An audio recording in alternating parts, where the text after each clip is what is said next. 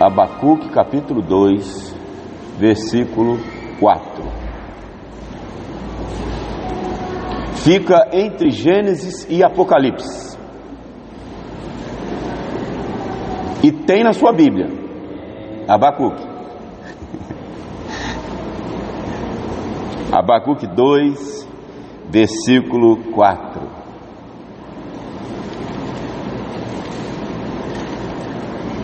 Nos diz assim a palavra do Senhor: Eis o soberbo, sua alma não é reta nele, mas o justo, igreja, mas o justo,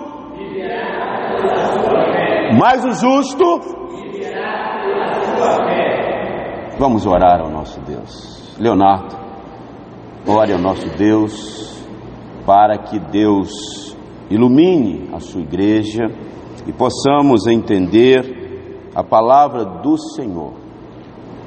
Na imperfeição do comunicador, que Deus aperfeiçoe a sua palavra, para alcançar os corações de forma transformadora. Oremos. Senhor, te agradecemos essa graça, esse favor, oramos para que o Senhor abençoe esse igreja, para que o Senhor edifique o teu povo, para que o Senhor dê sabedoria, dê discernimento, compreensão, que a igreja conhece muito disso nos dias de hoje. Uma volta profunda aos teus estatutos, aos teus ensinamentos, e a um viver profundo, com sabedoria do alto, aplicando em cada área da nossa vida os ensinamentos do Senhor. Que hoje, através da sua palavra, através do teu servo, que o Senhor possa nos iluminar, para que nós possamos compreender mais uma parte que o Senhor tem nos ensinar hoje. Ilumina o teu servo, para que com sabedoria possa saber como focar e o que comunicar conforme preparou, foi direcionado pelo Senhor, e essa igreja para ouvir, para entender, conceder raciocínio e iluminação do Espírito Santo. Possamos compreender essa palavra penetrar ao profundo dos nossos corações e nós nos abraçarmos com toda a força e o nosso entendimento. Nos dê direção, fortaleça o teu povo. Amém. Amém. Irmãos queridos, 31 de outubro comemora-se o dia da Reforma, cujo expoente é Martim Lutero. A partir da fixação das 95 teses na abadia de Westminster, no castelo de Westminster, na Alemanha, se deu a Reforma protestante. Os princípios da Reforma, elas se espalharam por toda a Alemanha, Europa, indo para a América do Norte e chegando ao Brasil. Lutero, ele teve sua alma impactada quando leu a Bíblia, em que a palavra revela a ele que o justo viverá pela fé. Quando ele lê Romanos capítulo 1, versículo 17, ele é impactado no poder do Espírito Santo, na aplicação dessa palavra ao seu coração. E esse movimento então muda a história da humanidade. Esse movimento que está fundamentado em 5 pilares: somente a graça, somente a fé, somente Cristo, somente as Escrituras, somente a glória de Deus. Sola Escritura, solo Christus, sola gratia, sola fide, soli Deo glória. somente. O cristianismo de hoje está cada vez mais, irmãos, dominado pelo espírito deste século, em vez de pelo Espírito Santo de Deus, Espírito Santo de Cristo. A luz da reforma já foi obscurecida. Nós estamos vivendo um tempo de crise de identidade.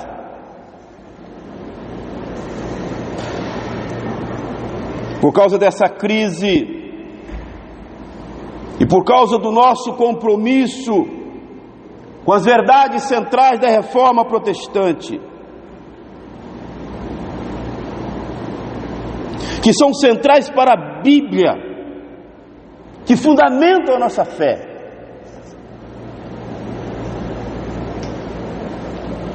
há uma necessidade de uma volta às Escrituras, a fiel exposição da Palavra de Deus, as verdades bíblicas, inerrantes, infalíveis.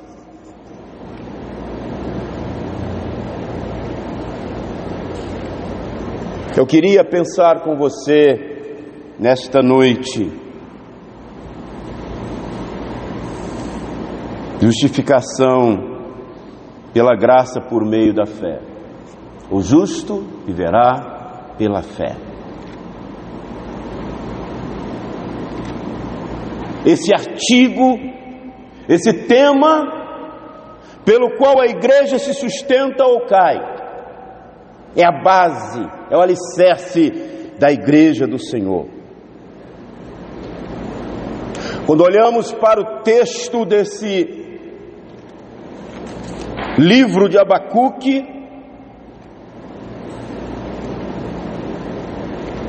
depois de dizer para Abacuque registrar a revelação que ele havia recebido e para aguardar o cumprimento, em seu capítulo 2, versículo 2 ao 3,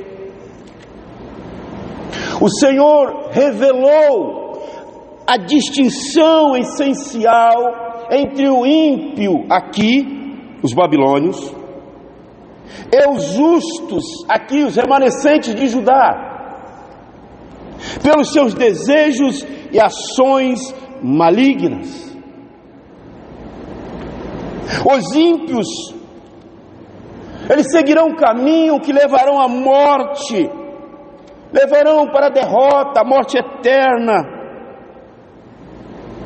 Mas pela fé os justos tomarão um caminho que os conduzirá a uma vida abundante e a vitória eterna de viver com Cristo.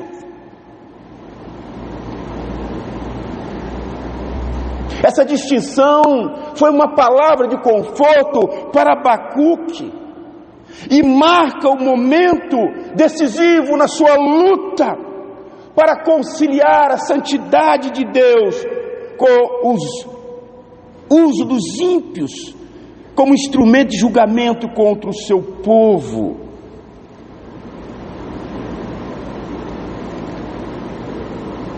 Nós olhamos aqui no versículo 2 do capítulo 2 de Abacuque, e tem gente que diz que inventou o outdoor. O outdoor está aqui, o primeiro outdoor está aqui no capítulo 3, capítulo 2, do versículo 2. Copiaram da Bíblia. Está aqui o outdoor, primeiro outdoor. O Senhor me respondeu e disse: escreve a visão, grava sobre as tábuas, para que possa ler até quem passa correndo.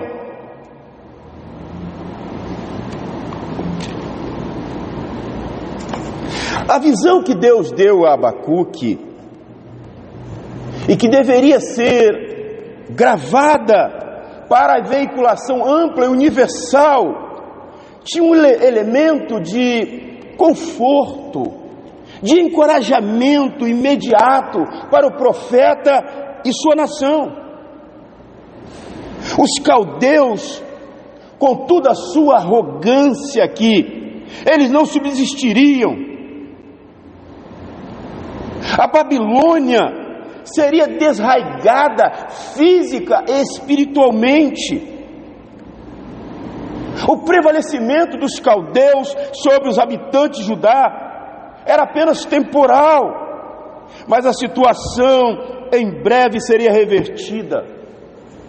Por enquanto aqui os caldeus, eles confiavam em si mesmos, eram soberbos, arrogantes, mas o texto diz que os justos viviam pela fé. Os caldeus, eles marchavam para a morte, mas os justos trilhavam o caminho para a vida. Paulo, iluminado pelo Espírito Santo, ele usou esse texto para lançar o fundamento de sua grande tese teológica, a doutrina da justificação pela fé. Na sua carta aos Romanos, em seu capítulo 1, versículo 17, Gálatas 3, versículo 11, e repetida em Hebreus 10, 38,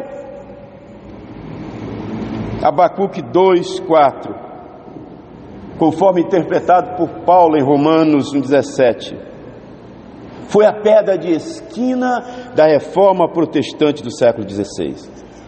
Com essa expressão, o justo viverá pela fé, raiou luz no angustiado coração de Martinho Lutero, que o levou à conversão.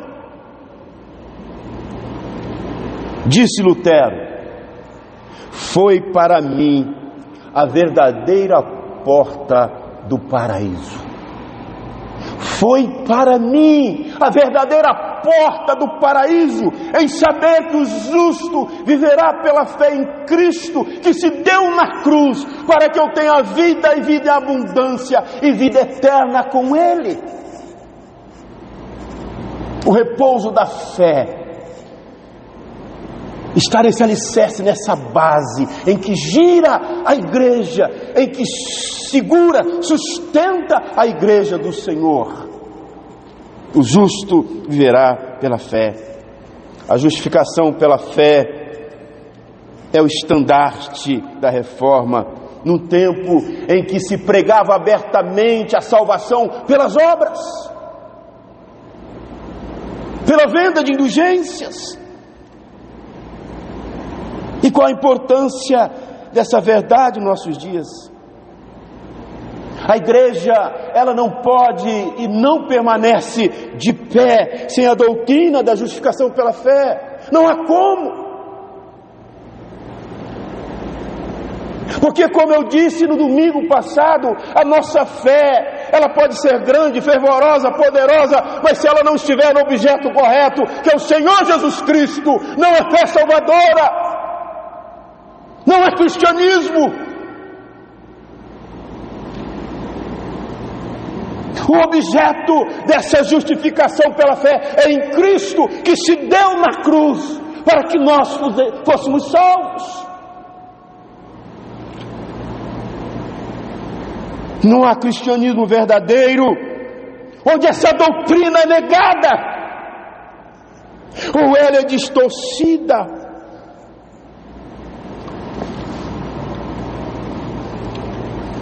Eis o soberbo. Aqui nós temos a personificação da impiedade do mundo.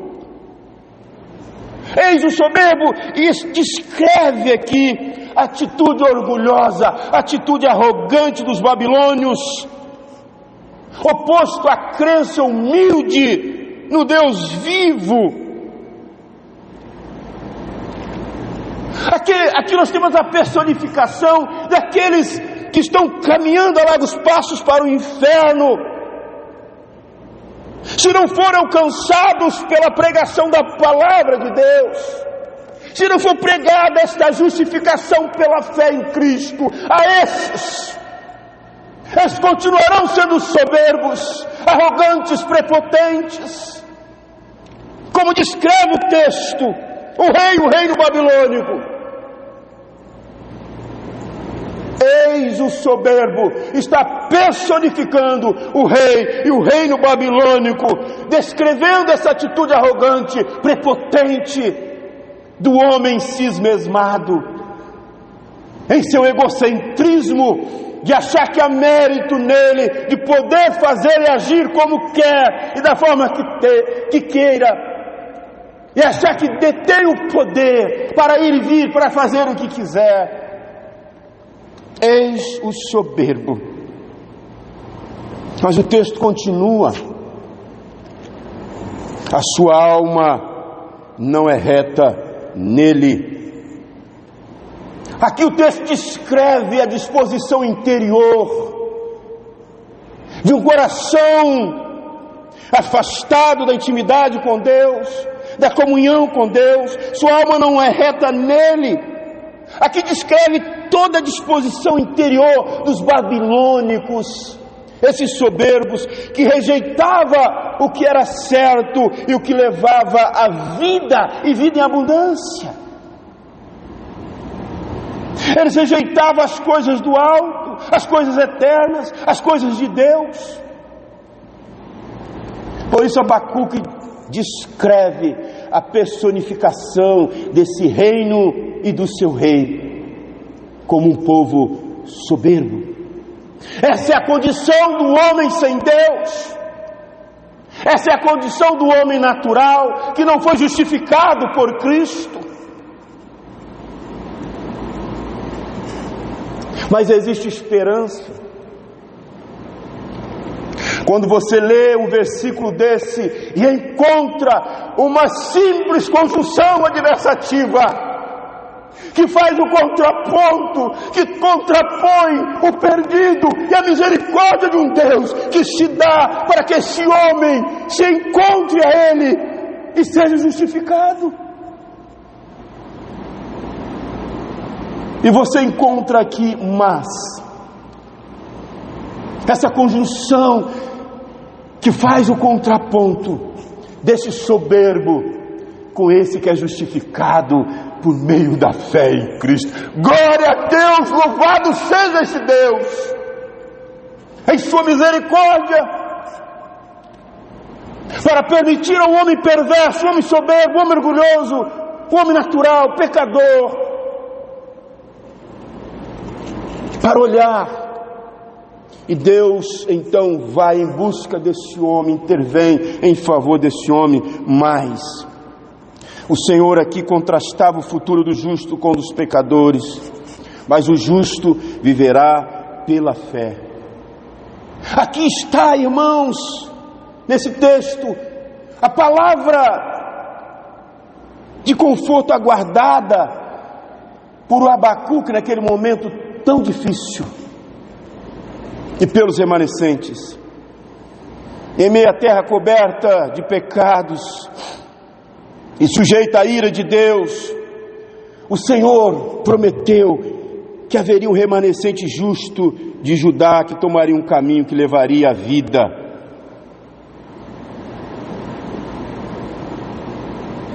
Que levaria à vida, por confiar naquele que, mesmo em sua ira, ainda se lembra da misericórdia.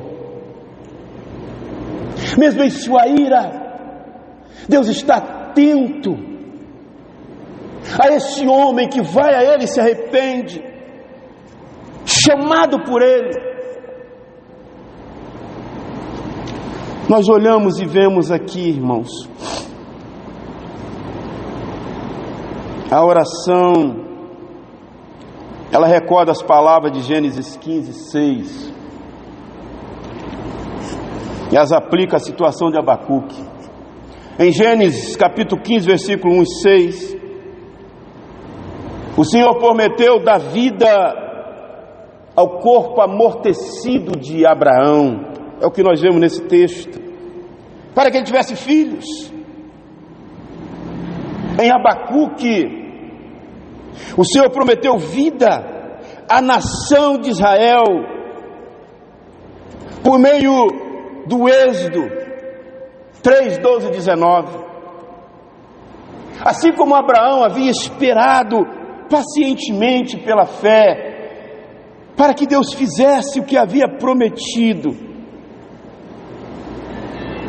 Também Abacuque e os remanescentes deveriam aguardar pacientemente para que Deus fizesse o mesmo com eles, naquele momento de aflição, onde imperava o pecado. Eles deveriam aguardar pacientemente por Deus. Nos dias de Abacuque, irmãos, a bênção da vida, ela estava garantida pela fé no Deus que dá vida aos mortos. Nos dias de Paulo, a mesma bênção estava garantida pela fé que focava explicitamente em Jesus Cristo, que havia se levantado de entre os mortos. O mesmo é verdadeiro nos nossos dias. O justo viverá pela fé em Cristo Jesus. É essa fé em Cristo que nos justifica. É essa fé que nos motiva a viver para a glória dEle. É essa fé que nos fortalece a caminhar feliz e alegre, glorificando o Seu nome, entendendo a importância de viver para Ele, de entender o sentido de viver e saber que nós não somos desse mundo, estamos, mas há algo glorioso, sublime por vir para os que vivem essa fé em Cristo aqui e eternamente nele. O justo viverá pela fé. O justo está em aberto contraste com o soberbo. O soberbo, ele confia em si mesmo. Ele espera na sua força. Mas o justo coloca sua confiança em Deus, na sua palavra. O justo vê nela, na palavra de Deus, fonte de sua salvação. Não é pela confiança em si mesmo que o homem alcança a salvação. Alcança quando deixa de confiar no seu próprio mérito e confia na palavra de Deus e se entrega à graça de Deus. O justo é aquele a quem Deus declara justo, que justifica. A justificação, ela é um ato de Deus e não um processo que acontece no tribunal de Deus. Somos declarados justos. O justo viverá pela fé. Por que somos justos? Porque Deus, por meio de Cristo, nos declarou justos. Nos méritos de Cristo. Somos justificados nos méritos de outra pessoa, mediante o sacrifício substitutivo de Cristo na cruz. No sacrifício substitutivo expiatório de Jesus na cruz do Calvário. Jesus foi à cruz. Deus lança sobre esse Jesus as nossas iniquidades, as nossas transgressões. Ele foi moído, traspassado pelas nossas iniquidades. Ele carrega sobre o seu corpo, no madeiro, os nossos pecados. Ele sofreu o castigo que estava sobre nós, sofreu o nosso pecado, o castigo que era nosso, pagou a nossa dívida, quitou o nosso débito que tínhamos para com Deus. Ele quitou. Ele fez um infinito depósito em nossa conta, irmãos. Infinito depósito em nossa conta, dando-nos sua infinita justiça. Isto é justificação, nos tornando alguém que está quites perante o juiz, em que suas relações com Deus estão corretas, sua dívida foi paga. Isso é a iniciativa de Deus em relação ao homem, é a iniciativa divina em alcançar o homem e justificá-lo. Justiça de Deus em condenar o pecador da indesculpabilidade humana. da justificação do pecador e da aceitabilidade do homem diante de Deus através da fé. Deus é justo e o justificador daquele que tem fé nele. O justo viverá pela fé, viverá. O justo viverá. Nós olhamos para esse texto e tanto em contraste com a morte espiritual, como no sentido de comunhão contínua com Deus, porque somos justos, porque somos declarados justos por meio da fé em Cristo, porque somos justos, porque justificados vivemos uma vida piedosa, que significa confiar em Deus e depender de sua graça. Essa é a vida prometida aos justificados, justificados por Deus. Expectativa de Deus quanto à resposta humana, a sua justiça, a sua iniciativa de amor.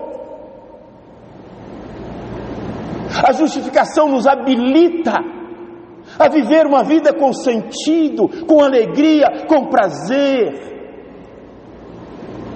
com liberdade, para viver uma vida digna de quem nos justificou, o próprio Senhor Jesus Cristo.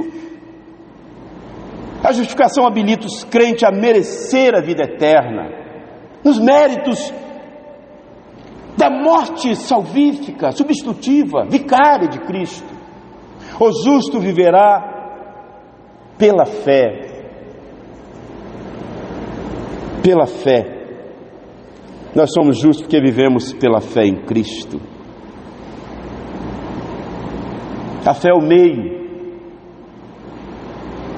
de apropriação dos benefícios benditos e eternos desse sacrifício perfeito e cabal de Cristo na cruz, por pecadores como nós. Essa fé não é um merecimento humano, é dádiva de Deus. É pela fé em Cristo que nos apropriamos das insondáveis riquezas de Deus, de suas bênçãos. Somos salvos, vencemos o mundo nele por sua morte, somos justificados.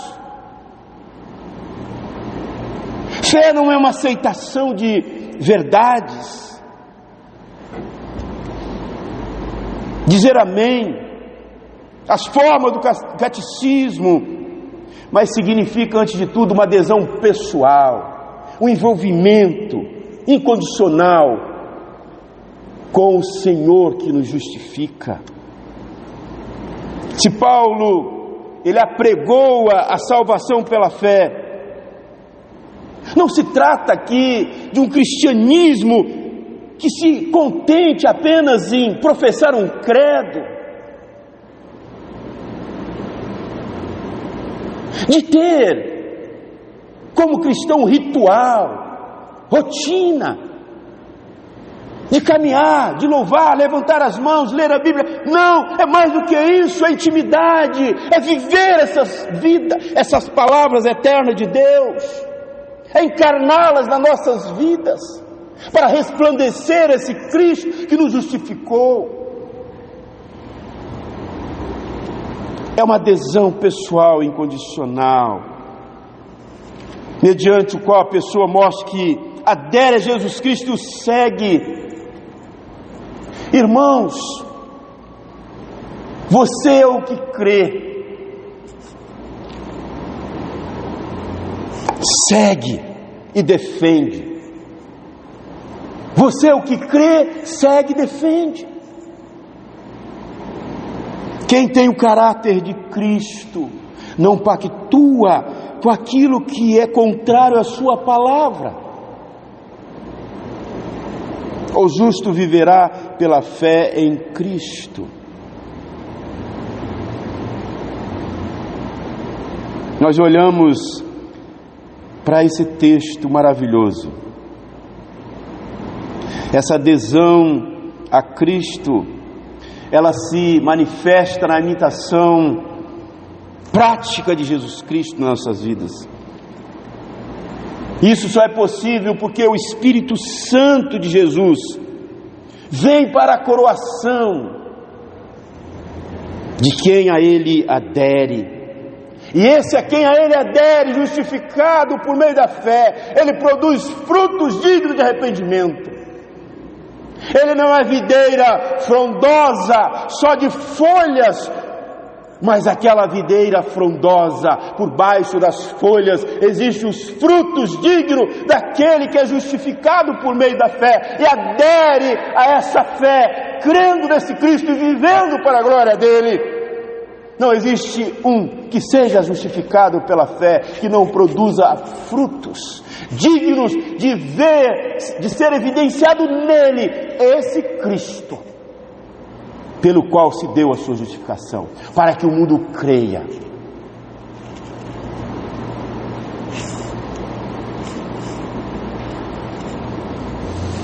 Se Paulo diz que as obras não salvam,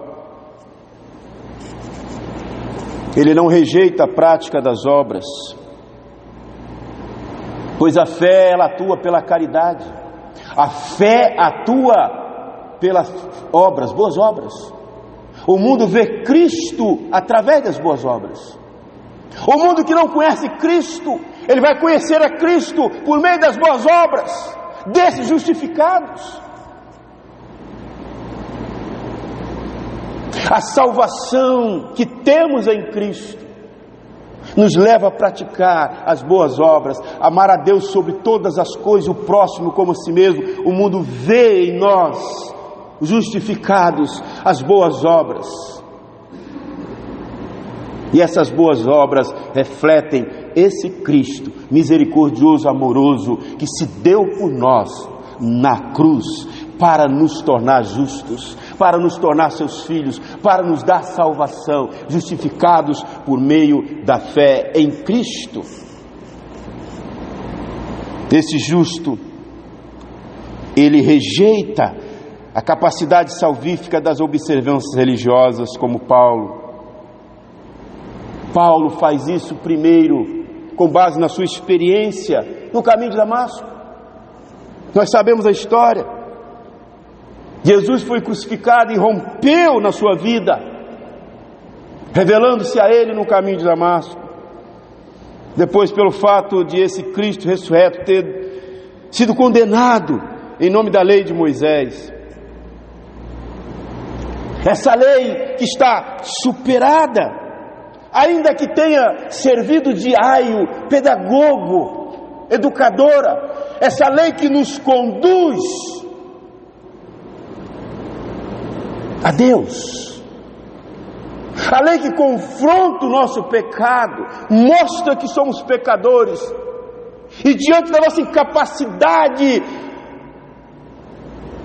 de alcançar o perdão por nós mesmos, nós vamos àquele que pode nos perdoar, o Senhor Jesus Cristo. Nós olhamos e vemos aqui, irmãos, nesse texto, Paulo, quando ele trata da lei, ele vê esse complexo de um sistema legal, e ele entende, como judeu zeloso, que todo judeu deveria se enquadrar-se nessa lei. Esse sistema, longe de libertar, ele aprisionava. Era assim que Paulo vivia. Mas é esclarecedor ver que Tiago usa esse conceito aqui, complexivo da lei, no sentido oposto aqui de Paulo. Tiago se dirige à comunidade judeu-cristã em território onde a lei judaica vigorava. Por exemplo, quem observava a lei integralmente seria julgado pela lei da liberdade. Segundo Tiago, que não deixa de destacar o amor aqui ao próximo como a lei régia da Escritura, como está em Tiago 2, 8, 13. Paulo então ele divulga, ele preconiza o mesmo mandamento da caridade, das boas obras, como resumo substitutivo da lei, como está em Gálatas 5:13. E coincide com Tiago, quando afirma que o amor ao próximo, aí sim, isso é a plenitude da lei. Isso é o cumprimento da lei, amor ao próximo, como está em Romanos 13:10. E ele está dirigindo-se aqui não a judeus, mas aos gentios. Os justificados, irmãos, foram levados a Cristo por meio da lei, que é o aio, é o pedagogo, é o condutor, para que Cristo justificasse-nos, para que Cristo nos perdoasse, porque não tínhamos nós condições de pagar os nossos pecados por nós mesmos, não há mérito em nós. E a lei então nos mostra o pecado, o que é o pecado, e que somos pecadores. E ela mostra a nossa insignificância diante de perdoar esse pecado, de conseguirmos por nossos méritos a salvação. E ela nos conduz então a Cristo, para justificados sermos salvos. Justificados para sermos salvos. Somos salvos em Cristo. O justo viverá pela fé. Eu quero concluir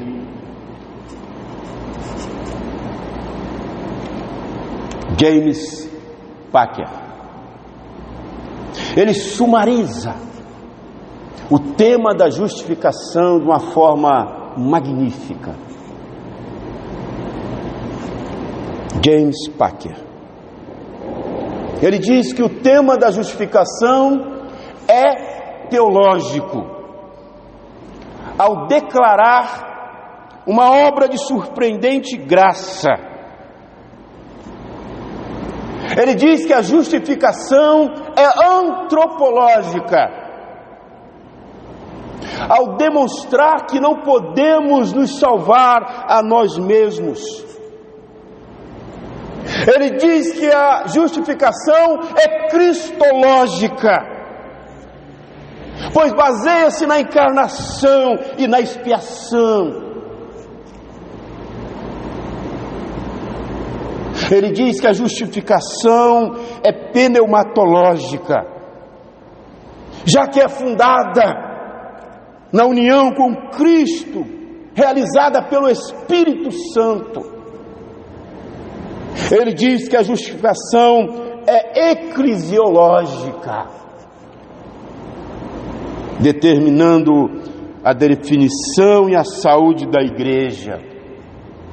Ele disse que a justificação é escatológica, pois proclama o verdadeiro veredito final sobre os crentes aqui e agora.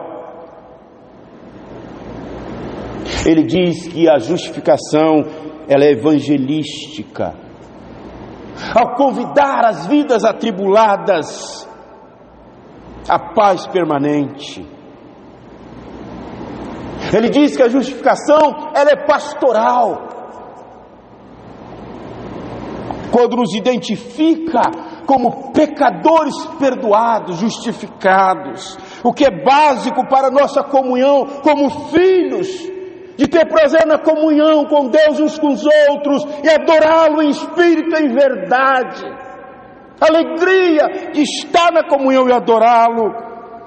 Mas ele diz mais: a justificação é litúrgica, pois é decisiva para a interpretação dos sacramentos e para dar forma aos cultos sacramentais.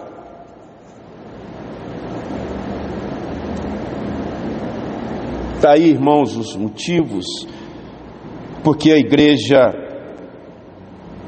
não permanece de pé sem essa doutrina. Nenhuma doutrina junto a tantas coisas preciosas e edificantes É por isso que Calvino diz: é o eixo ao redor do qual gira o cristianismo, gira a religião. E eu concluo: a fé é a condição da vida. O justo viverá pela fé em Cristo. O grande ensino de Abacuque, Deus maravilhoso, faz-nos viver essas doutrinas. Aplica em meu coração, em nossos corações.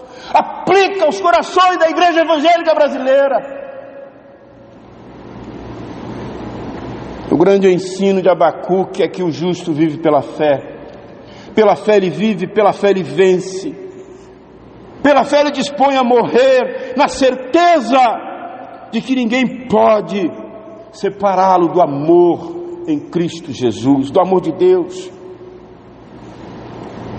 Viver pela fé em Cristo, irmãos, é muito mais do que a prática de atitudes religiosas.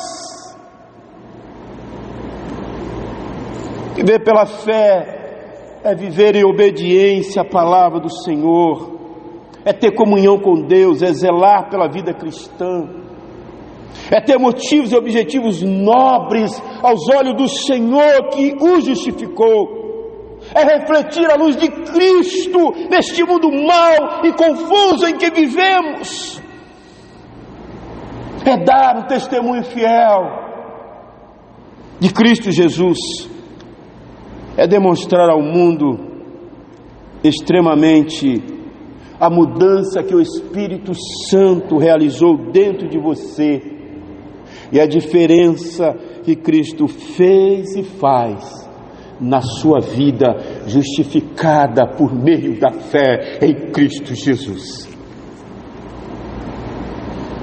É ter prazer na comunhão com Deus e com os irmãos, pois onde há comunhão, ali o justificador ordena a bênção do Senhor sobre o seu povo. Que Deus nos abençoe e nos encontre como igreja, vivendo verdadeiramente a justificação que dizemos ter por meio daquele que nos justificou, Cristo Jesus, em um amor incondicional, dando-se em morte vicária, para que, justificados, pois, por meio da fé, nós testemunhássemos e testificássemos das boas novas de salvação a esse mundo que caminha a passos largos por inferno. Mas Deus quer usar a sua igreja justificada para ser esses que possam intervir na vida desses que ainda não conhecem essa graça maravilhosa. A igreja é o porta-voz dessa doutrina, da palavra de Deus, que impede o homem de caminhar para o inferno. Em sua misericórdia, Deus dispensou a nós a justificação por meio da morte vicária, e por meio da igreja dele, Ele dispensa esse mundo pervertido, para que, instrumentalizados por sua palavra, sejamos instrumentos, boca dele, testificando, proclamando a justificação pela fé em Cristo Jesus. Deus abençoe a sua vida, Deus abençoe as nossas vidas, e que sejamos uma igreja que verdadeiramente viva a palavra de Deus de uma forma especial nesse dia que comemoramos a Reforma Protestante. Que sejamos aqueles que evidenciam a justificação pela fé por meio de Cristo, para a glória de Deus Pai.